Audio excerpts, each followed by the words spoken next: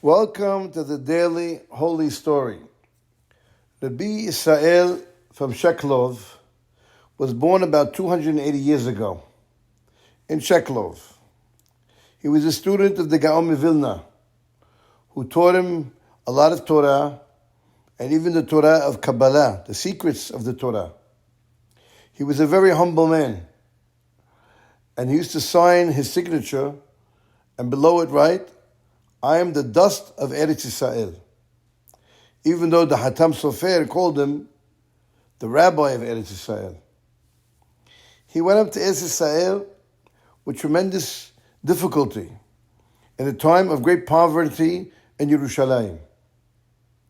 One year, as Pesach approached, there was a terrible famine in the land, and there was no wheat to be found.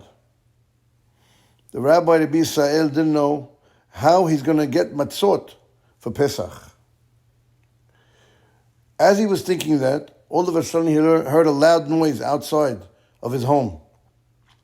He looked outside and he saw a long caravan of camels, loaded with sacks that were exploding. He went outside, and all of a sudden, the head of the caravan tells him, "My dear Rabbi, my camels are carrying sacks of wheat, the best wheat that you can get. Are you interested in purchasing the wheat?" asked the Arab. Rabbi Yisrael answered, "I'm sorry, I can't purchase the wheat. My treasury is empty. There's no money in my treasury." The Arab said, "No problem. I'm willing to sell you the wheat on credit. And when you have the money, you pay me." Rabbi Yisrael asked, "What's the latest date I could pay you?"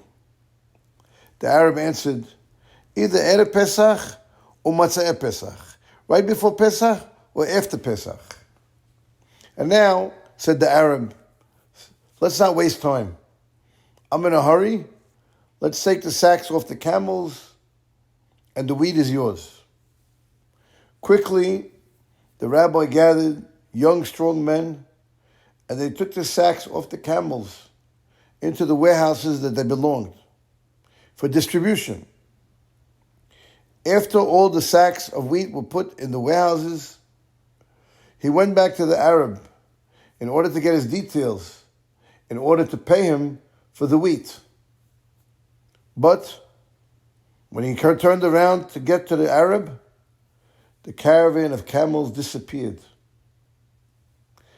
The rabbi collected the money that he promised the Arab, and the wheat was enough for the entire holiday for the whole town.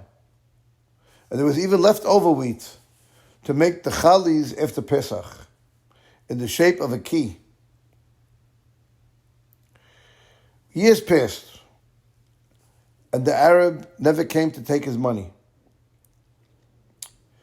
About the end of the century, when Rabbi Yisrael was in his bed, about 70 years old, ready to leave the world, he called his son-in-law, and he told him, "Watch this money for 10 years.